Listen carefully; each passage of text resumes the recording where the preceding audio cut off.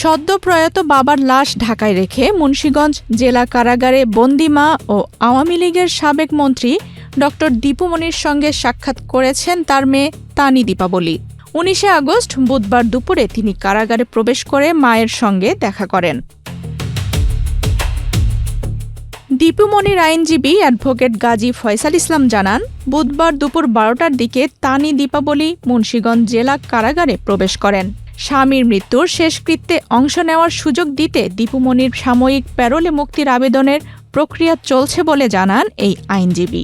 One parcel, more ways to send. Pathao parcel has expanded. Explore the new parcel.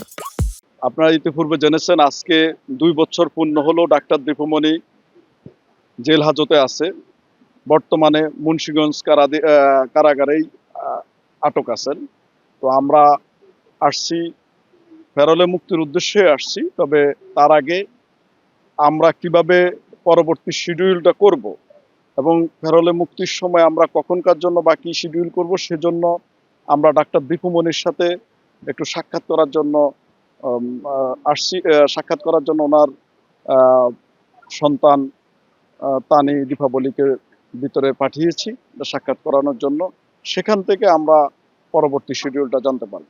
আমরা আবেদনের কাগজপত্র সঙ্গে নিয়ে এসেছি।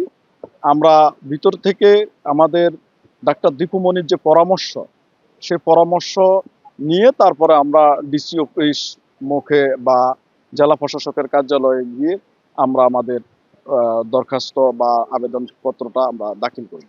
এর আগে ১৮ আগস্ট মঙ্গলবার রাত 10:30টার দিকে রাজধানীর একটি বেসরকারি হাসপাতালে চিকিৎসাধীন অবস্থায় মারা যান দীপু মনির স্বামী সুপ্রিম কোর্টের জ্যেষ্ঠ আইনজীবী ব্যারিস্টার তৌফিক নেওয়াজ। দীর্ঘদিন অসুস্থ থাকার পর তার মৃত্যুর খবর ছড়িয়ে পড়লে কারাবন্দী দীপু মনির প্যারোলে মুক্তি পাওয়ার বিষয়টি নিয়ে ব্যাপক আলোচনা শুরু হয়। তবে প্যারোলে মুক্তির আবেদন সংক্রান্ত বিষয়ে মুন্সিগঞ্জ জেলা কারাগার কর্তৃপক্ষের কাছে জানতে চাওয়া হলে তারা জানান, এখন পর্যন্ত এ বিষয়ে কোনো আনুষ্ঠানিক আবেদন তাদের কাছে পৌঁছায়নি। মুন্সিগঞ্জ জেলা কারাগারের জেল সুপার মোহাম্মদ জান্নাতুল ফরহাদ জানান, দীপু মনির প্যারোলে মুক্তির বিষয়ে আমরা এখনও অবগত নই। তার পক্ষে কেউ কোনো দরখাস্ত নিয়ে কারাগারে আসেননি। তবে আবেদন পাওয়া গেলে আইন ও নিয়ম অনুযায়ী পরবর্তী ব্যবস্থা গ্রহণ করা হবে।